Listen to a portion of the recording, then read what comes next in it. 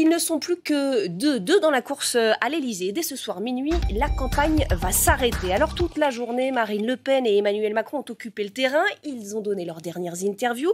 Tous deux qui s'appliquent évidemment à rappeler pourquoi il ne faut pas voter pour le camp rival. Voyez cet extrait avec Marine Le Pen.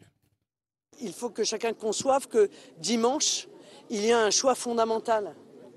Et que ce choix, il est entre les mains des Français. Je l'ai dit pendant toute la campagne, si le peuple vote, le peuple gagne. Si le peuple se déplace, s'il va voter, alors il obtiendra le changement qu'il espère. Et le choix, il est simple, c'est Macron ou la France. Puisqu'il a voulu faire de cette élection un référendum, eh bien la question, elle est celle-là. Macron ou la France ? Cette campagne est le second tour de la présidentielle dimanche. Eh bien, on en parle avec Julien Bisson sur ce plateau, rédacteur en chef du 1 Hebdo. Bonsoir Julien. Bonsoir Lucie. On va notamment s'interroger sur l'électorat et sur ce choc de France qui fait la une du 1 Hebdo et qui semble se dessiner dans notre pays. On va ouvrir la discussion avec Jean-Christophe Galeazzi. Bonsoir Jean-Christophe, journaliste politique pour France Info. Bruno Cotresse est en face de vous. Bonsoir Bruno. Bonsoir. Vous êtes politologue, chercheur au CNRS et au CEVIPOF. Et sur ce plateau également, Luc Brisson de l'équipe de Vrai ou Fake. Bonsoir Luc. Bonsoir. Vous nous parlerez de l'abstention dans quelques instants. Alors d'abord, Jean-Christophe, une question. Est-ce qu'occuper le terrain, le dernier jour de la campagne, ça a encore un intérêt, ça peut encore avoir un impact dans les urnes? Écoutez, on va dire que oui, parce que la preuve, les deux candidats le font jusqu'à la dernière minute, et il faut bien le dire un peu à la tradition, hein. Les deux rivaux et les deux camps d'ailleurs craignent une démobilisation des électeurs durant ce week-end, d'autant plus qu'il y a un phénomène qui ne vous aura pas échappé, les 3 zones les 3 zones scolaires seront en vacances, ça risque effectivement avec ces congés de printemps de démobiliser. Alors demain, il ne devrait pas faire beau, ça devrait s'arranger un petit peu dimanche, mais quoi qu'il en soit, jusqu'au dernier moment, j'ai envie de dire, tous les points peuvent être marqués pour tenter de faire la différence. Vous savez, un autre dernier sondage, Ipsos Sopra Steria pour France Info, et Le Parisien, non pas celui d'aujourd'hui qu'on attend encore et qui va arriver dans quelques minutes, mais celui d'hier, disait quand même que 11% des personnes qui sont certaines d'aller voter estiment que leur choix peut encore changer. 11%, ce n'est pas neutre, donc effectivement, ça fait partie des voix qu'il faut encore aller chercher. Bruno Cotresse, on peut encore vraiment convaincre pendant ces derniers jours de campagne. Est-ce que c'est par exemple le choix des endroits où on va faire campagne, dans le Pas-de-Calais, à Figeac, ça dit quelque chose aussi de ce qu'on veut donner à la population ? Oui, bien sûr. Ça dit toujours quelque chose, le choix d'un endroit où on va faire un meeting, on va se déplacer. Cet après-midi, Emmanuel Macron était à Figeac, une commune où Jean-Luc Mélenchon a réalisé de très bons scores au deuxième tour. Donc on sait qu'Emmanuel Macron essaye de capter de l'électorat de gauche. Marine Le Pen, elle était à Berck cet après-midi, donc aussi un fief où elle a réalisé un très bon score, pratiquement à égalité avec Emmanuel Macron au premier tour. Donc ça dit toujours quelque chose, ça renvoie une image. Et cet après-midi, par exemple, Emmanuel Macron s'est beaucoup adressé à la ruralité. Il voulait montrer que la France urbaine, il voulait aussi représenter, lui, pas seulement les métropoles, mais aussi la France rurale. Il a mis en exergue Jean Castex aussi, le régional de l'Étape cet après-midi. Donc ça dit toujours quelque chose, ça renvoie toujours des signaux. Et évidemment, les politiques sont ainsi faits. Ils envoient toujours des signaux à direction de certains segments de l'électorat. Et vous me faites la transition, on va écouter Emmanuel Macron. Un extrait de ce qu'il a dit cet après-midi à destination de plusieurs France, dira-t-on. Et je suis ici parmi vous aujourd'hui, à Figeac, et j'entends dans beaucoup de discours politiques des Frances qu'on voudrait opposer, qui seraient irréconciliables. La France des grandes métropoles d'un côté où il y aurait toute la richesse, celle d'une ruralité qui serait assignée à la défaite, et puis une France des quartiers populaires et des villes. Et on nous demanderait de choisir si j'entends les uns ou les autres. Je vais vous le dire avec beaucoup de conviction dans ce dernier jour de campagne. La France, c'est un bloc. Jean-Christophe, la France, c'est un bloc, nous dit Emmanuel Macron. Est-ce que ça veut dire qu'il réfute l'opposition entre plusieurs Frances, et notamment 2 France, 2 jours avant le second tour? Vous savez, l'élection présidentielle, surtout au second tour, l'objectif c'est de rassembler le plus grand nombre. Donc vous ne pouvez pas trop jouer la carte, même si c'est ce qu'a fait encore aujourd'hui Marine Le Pen. Hein, vous ne pouvez pas trop jouer la carte des deux blocs, c'est ou la France ou Macron, hein, c'est ce qu'elle a déclaré, notamment la candidate du Rassemblement national. Lui, son objectif, là, c'est de rassembler le plus largement. Donc, il ne peut pas vraiment jouer les fameuses deux France dont nous allons parler, parce que son intérêt, c'est d'être, in fine, le président de tous les Français. C'est aussi l'intérêt des autres candidats, mais en l'occurrence, lui, il a maintenant, à ce stade, notamment parce que les sondages le placent pour l'instant en tête, il a une obligation de rassembler les Français dans leur ensemble. Et ça sera, j'allais dire, encore plus important, encore plus complexe pour le gagnant au soir du second tour du scrutin, parce que là, il faudra véritablement arrêter les clivages, arrêter les blessures, les fractures. Il y en a eu beaucoup dans ce quinquennat, et on se rappelle des Gilets jaunes, on se rappelle des retraites, on pourrait citer les antivax qui par moments continuent encore à manifester. Il y a eu beaucoup de fractures, beaucoup de blessures pendant 5 ans. Si Emmanuel Macron est élu ou si Marine Le Pen est élue, il faudra réconcilier les Français et donc éviter peut-être l'idée ou le clivage bloc contre bloc, celle des deux France, même s'il y a une réalité qui existe. Il y a la France des villes, la France des métropoles et la France du milieu rural. Et on a bien vu comment les deux candidats tentaient de cajoler les deux par moments. Bruno Cotresse, est-ce qu'il y a que ça? Est-ce qu'il n'y a que la France des métropoles et la France de la ruralité? Est-ce que le scrutin, et notamment celui du premier tour, ne nous a pas montré aussi peut-être une autre France, celle qui suivait Jean-Luc Mélenchon? Oui, bien sûr, il n'y a pas que de France. Hein. Le deuxième tour, structurellement, il organise une confrontation entre deux univers sociologiques. Ça polarise, en fait. Ça polarise, bien évidemment. Mais le premier tour a montré effectivement le kaléidoscope politique français. Alors, ce kaléidoscope, il est présenté dans la diversité des candidatures, 12 candidats. Mais il faut toujours voir quand même que derrière cette diversité des candidatures, il y a quand même des lignes de fracture. Tout ça est quand même organisé quelque part par une série de dimensions qu'on appelle les clivages. Et on voit qu'il y a plusieurs clivages qui se superposent et qui créent ce kaléidoscope. Effectivement, il n'y a pas que d'un côté la France des métropoles et la France, par exemple, des territoires dits périphériques. Mes collègues géographes ont par exemple montré que même dans les métropoles, il y a de la périphérie, il y a de l'exclusion sociale. Ça ne se réduit pas simplement à une coupure de la France en deux. Et effectivement, on a vu la France de Jean-Luc Mélenchon. Il a beaucoup progressé dans les grandes métropoles, en particulier. Il a une géographie électorale qui maintenant est une géographie relativement stabilisée. Elle s'inscrit dans les géographies de la profondeur de l'histoire de la gauche, chez les communistes, dans des territoires même socialistes. Donc on voit qu'il y a une pluralité. Il y a aussi une France de l'abstention, qui a également sa sociologie, sa géographie. Donc c'est tout ce kaléidoscope. Et on voit effectivement qu'Emmanuel Macron, cet après-midi, était dans un exercice difficile. Au fond, essayer de conjurer ses blessures et ses fractures, et de se situer, lui qui pourtant a été tellement, au fond, présenté comme le président qui clive, comme le président avec une image très clivante sur lui-même, de se présenter comme celui qui peut recoudre, réconcilier, réparer, disait-il, au début de son mandat. On parlait des villes et des campagnes. Est-ce qu'il est possible de faire un portrait robot des électeurs de Emmanuel Macron et des électeurs de Marine Le Pen? Ce qu'on sait, c'est bien sûr que la France qui vote pour Emmanuel Macron, sans exagérer le portrait sociologique, sans caricaturer la sociologie, mais la France qui vote Macron, c'est ce qu'on appelle la France qui va bien, plutôt des gens qui ont du capital dit culturel, des diplômes en particulier, ceux qui ont de bons revenus, mais ceux qui se projettent aussi vers l'avenir, avec une image plutôt positive en ce qui concerne leurs possibilités dans la vie. La France de Marine Le Pen, et je pense que ça a été un des éléments moteurs qui a permis à Marine Le Pen de survivre à la très forte compétition qu'elle a eue cette année, c'est une sociologie qui est une sociologie à la fois des catégories populaires, d'une partie de la jeunesse de la précarité, la jeunesse de la pauvreté, la jeunesse des petits boulots, mais aussi très fortement les catégories employées. Par exemple, il y a beaucoup de femmes dans la catégorie des employés qui ont des emplois précaires, qui ont des emplois mal payés, qui ont des emplois fragiles socialement. Et on voit là qu'il y a effectivement un très fort clivage sociologique dans ce deuxième tour. Jean-Christophe, est-ce que vous avez la sensation que ces électorats ont un peu été travaillés depuis des années par les différents candidats? Est-ce que les candidats choisissent un peu qui ils visent?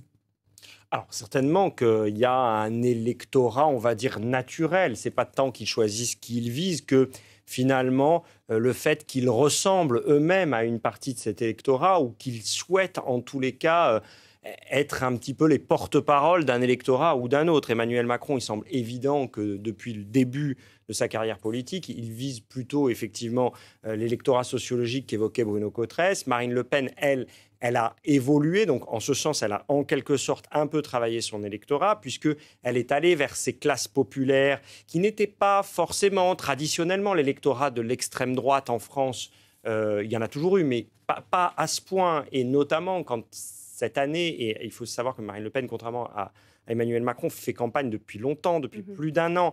Elle a appuyé sur le pouvoir d'achat. Clairement, elle visait cet électorat populaire qui semble aujourd'hui se reconnaître chez elle, se reconnaître aussi en partie chez Jean-Luc Mélenchon, parce que par rapport à ce que disait Bruno Cotresse, il y a en fait, on cherchait à savoir s'il y avait 2 blocs, en fait, politiquement, il y a maintenant 3 blocs. Ils sont assez clairs et assez clairement identifiés après les résultats du premier tour, et notamment les jeunes qui se reconnaissent un peu chez Marine Le Pen et beaucoup chez Jean-Luc Mélenchon, très peu quand même chez Emmanuel Macron, ce qui sera sans doute une problématique du quinquennat si Emmanuel Macron est élu.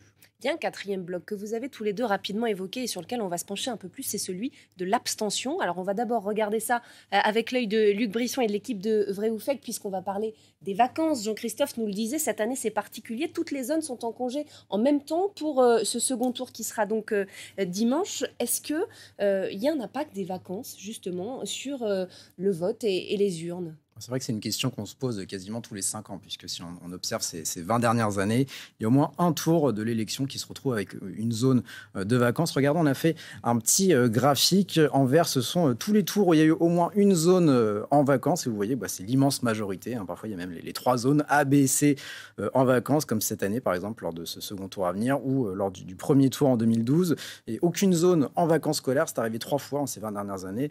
Le deuxième tour en 2002, en 2007 et en 2017. Maintenant, on va prendre ce même graphique et on va y coller les chiffres de l'abstention. Et là, vous allez voir que le lien, il n'est pas forcément évident, voire il n'est pas du tout présent, puisque vacances ou pas, on voit que l'abstention varie énormément lorsque personne n'est en vacances, donc lors des deuxièmes tours de 2002, 2007 et 2017, ce n'est pas forcément là que l'abstention est la plus faible, donc c'est compliqué d'y voir un lien comme ça à première vue. Donc ça veut dire que chaque élection a son contexte particulier, pas de lien forcément direct entre abstention et vacances, c'est ça qu'on peut conclure ? C'est ça qu'on peut comprendre. Et pour aller plus loin, on a même regardé lors d'une même élection s'il y avait un écart de participation entre une zone en vacances et une zone qui ne l'est pas. Pour ça, on a travaillé avec le politologue Jean-Yves Dormagin, qui est professeur à l'université de Montpellier, une base de données de l'INSEE. On a pris l'exemple du premier tour de 2017. Regardez, entre la zone C en jaune qui n'était pas en vacances, la zone B en vert clair qui était en fin de vacances, et puis la zone A en vert foncé pour qui l'élection tombait en plein milieu.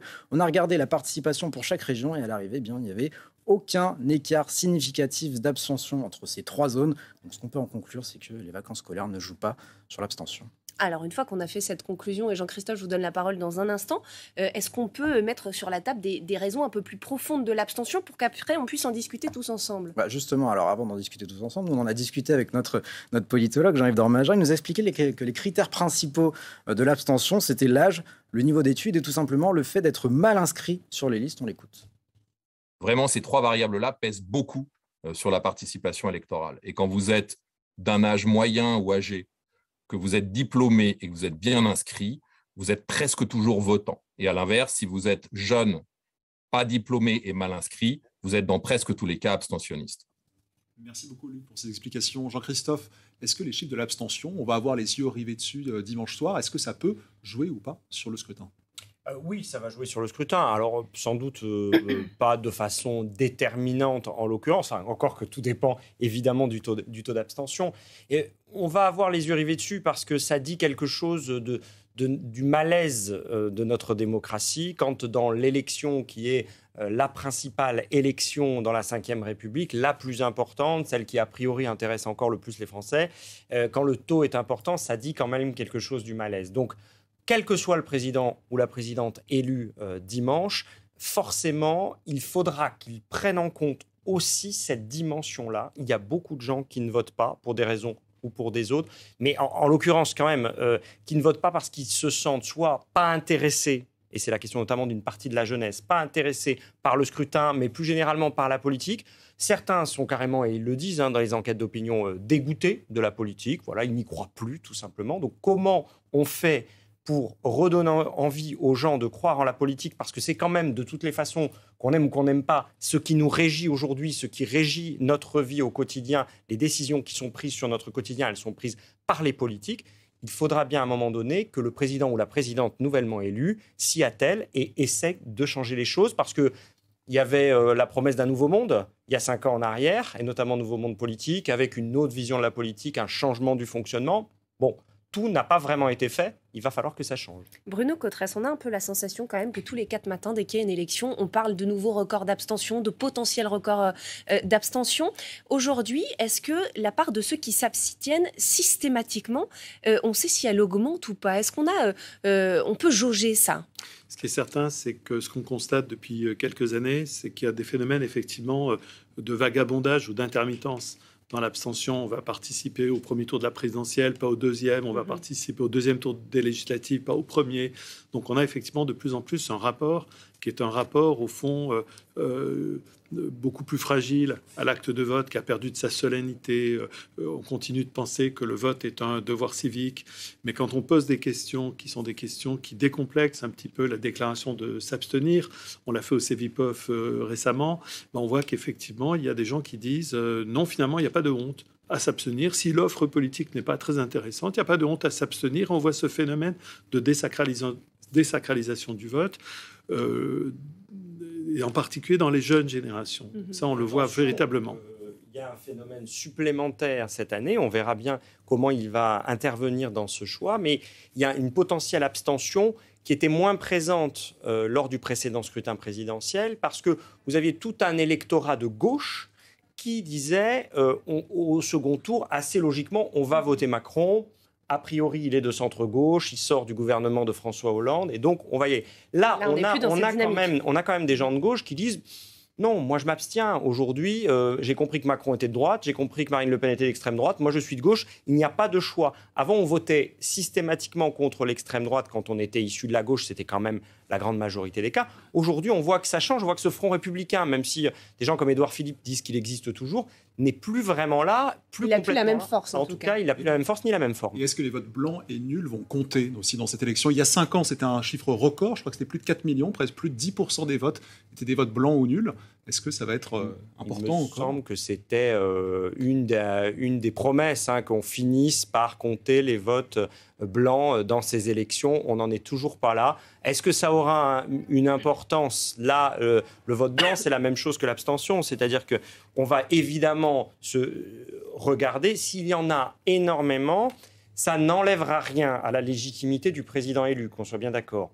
Cependant, là aussi, le devoir va incomber au président nouvellement élu de rassembler tous ces Français et d'essayer de les emmener avec lui dans ce quinquennat. Et ça, c'est pas gagné avec lui ou avec elle, évidemment. C'est un point absolument fondamental. Il y a eu effectivement, il y a 5 ans, 3 millions de votes blancs, 1 million de votes nuls. On était à 11%, 11% et demi à peu près. On pourrait être au-dessus cette année. Et derrière cette question, on voit qu'il y a une double intrigue. La première intrigue, c'est le contexte de cette élection de 2022, avec des électeurs de gauche en particulier qui ont le sentiment qu'ils ne peuvent pas s'y retrouver dans ce deuxième tour, qui ne veulent pas Marine Le Pen, mais en même temps, ils ne sont pas convaincus par Macron. Ils disent, au fond, ça va repartir comme en 2017, on va se faire avoir à nouveau. Donc il y a ça, puis une deuxième intrigue plus préoccupante pour le pays, c'est l'état du rapport à l'ensemble du système démocratique.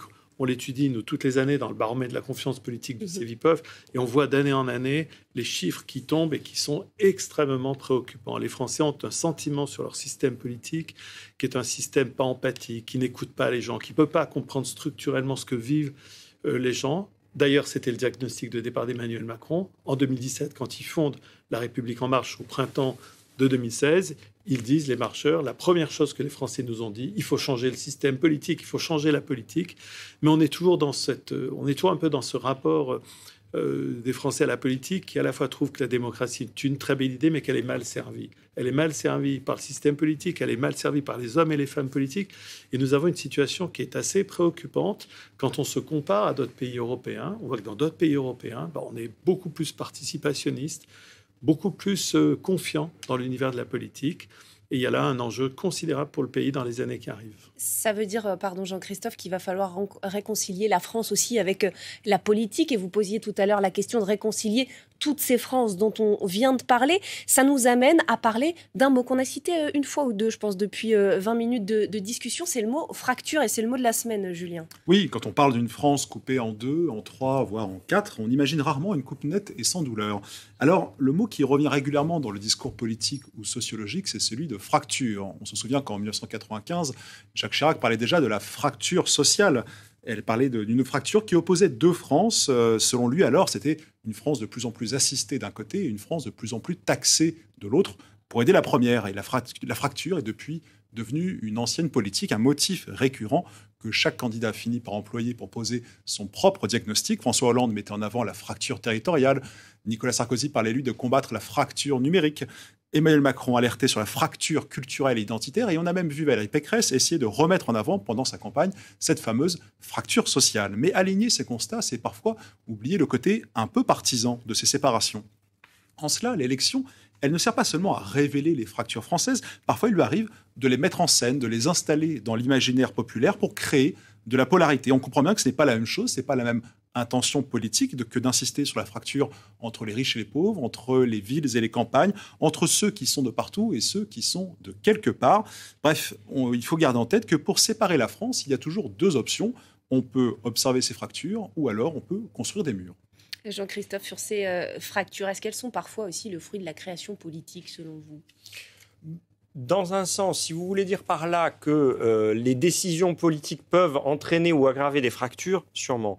Après, les fractures dans la société française, elles existent pour de multiples raisons qui sont parfois assez éloignées de la politique, ou qui sont des conséquences de décisions politiques. Évidemment, les questions économiques, là, vous parliez de fracture territoriale, c'est évident, fracture numérique également, évidemment. Donc là, en ça, il y a des décisions politiques. Mais vous savez, on va les voir, ces fractures, parce qu'aujourd'hui, les deux camps, et aussi d'ailleurs les autorités, se disent que quel que soit le résultat de cette élection présidentielle, peut-être dès le soir même, peut-être dès le lendemain, il y aura à minima des manifestations et peut-être aussi des violences. Donc il y a une forme d'inquiétude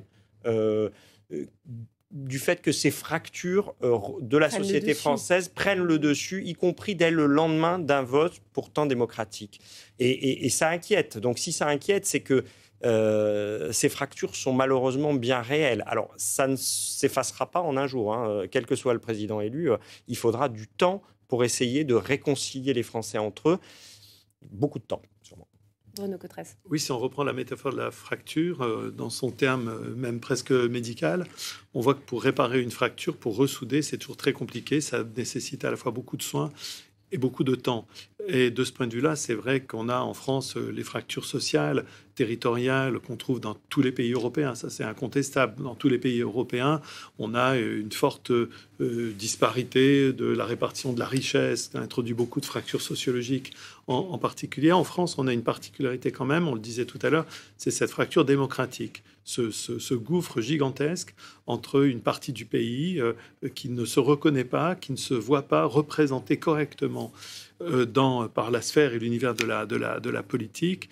Et il y aura sans aucun doute beaucoup à faire en matière, pas seulement de réforme institutionnelle, parce que les institutions à elles toutes seules ne peuvent rien si au fond il n'y a pas aussi un effort à la fois peut-être d'instruction civique tout au long de la vie. Il faut une volonté aussi pour faire tout ça. Mais bien sûr. Une volonté politique. Voilà, exactement. Et une majorité. Une majorité. Parce que c'est bien beau de vouloir faire des réformes institutionnelles, encore faut-il pouvoir les mener à bien. On a bien vu que ça n'était pas toujours le cas. Voilà, et en particulier des réformes institutionnelles qui remettent un peu plus la parole citoyenne au cœur. Beaucoup de politiques disent « c'est ça que je veux faire ». Ils l'ont beaucoup dit ces dernières années. Par contre, c'est autre chose que ça soit suivi d'effet, qu'on a jusqu'au bout. Si on va jusqu'au bout de l'idée, ça a des conséquences qui sont très importantes. Comment on fabrique la loi avec ou sans le citoyen, comment on fabrique la loi avec ou sans la société civile. Il y a des institutions qui sont très mobilisées, très motivées. Je pense au Conseil économique, social et environnemental, qui en fait aujourd'hui son cœur de métier. Donc comment tout ceci va évoluer, on sait qu'elle a vraiment un univers de questions intéressantes pour notre système démocratique, je dirais assez passionnantes même au plan politique. Il faut que les politiques s'en saisissent, fassent quelque chose de ça. Est-ce que d'un point de vue institutionnel, l'élection présidentielle en elle-même n'est pas un peu responsable aussi de cette polarisation très forte du pays et cette forme d'hystérisation de notre vie démocratique ? Parce qu'elle clive, parce qu'elle est importante, parce qu'elle est porteuse d'un certain nombre d'enjeux, voire d'espoir pour certains et pas du tout pour d'autres. En ce sens-là, peut-être. je ne pense pas que ce soit l'élection présidentielle qui pose problème. Après, qu'il y a un problème dans nos institutions. On a un problème, par exemple, de démocratie représentative. Aujourd'hui, toute une frange des personnes qui ne se reconnaissent plus dans le système politique actuel sont des gens qui ne croient plus vraiment à la démocratie représentative. Nos députés, notre président, notre gouvernement, nos élus. Ou les questions notamment de proportionnel. Alors, les questions de proportionnel d'un côté, mais on a bien vu que ça a du mal à avancer, il faut être honnête, parce que Emmanuel Macron lui-même en avait parlé. François Bayrou, qui est l'un de ses principaux soutiens, était quand même le chantre de la proportionnelle. On n'a rien vu pendant 5 ans. Et Marine Le Pen en parle. Elle parle aussi, évidemment, du référendum d'initiative citoyenne. Et là aussi, c'est dans quelle mesure la multiplication des référendums pourrait être une forme de solution à cette problématique, à cet éloignement de certains citoyens de la politique et des décisions qui sont prises. Est-ce que c'est vraiment la solution? La question peut être posée. À voir aussi dans la façon dont on les traite. Parce que oui, répondre oui ou non à une question, c'est facile. Répondre oui ou non à un projet de loi de je ne sais pas combien de pages, c'est peut-être un peu plus compliqué. Il nous reste 30 secondes. Bruno Cotterêts, j'aimerais vous faire réagir à ce qu'a écrit Dominique Moisy dans le 1. Il dit notamment ces deux France, dont on parle par les deux candidats qui se présentent au deuxième tour, c'est la rencontre de la colère contre la peur. Laquelle de ces deux émotions va l'emporter? Ça, c'est le scrutin qui nous le dira. Est-ce que vous partagez cette analyse de la peur et la colère qui sont représentées par les deux candidats aujourd'hui au second tour? Il y a la peur, il y a la colère, mais il y a aussi du côté d'Emmanuel Macron l'optimisme.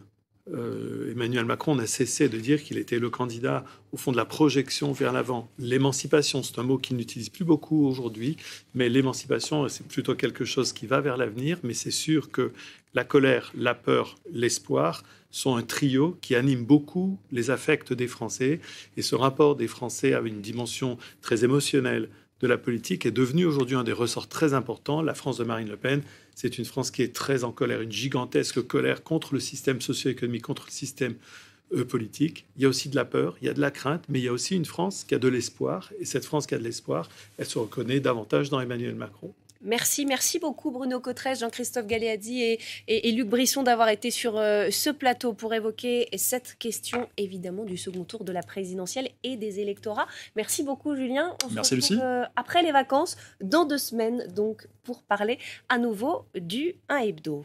Allez.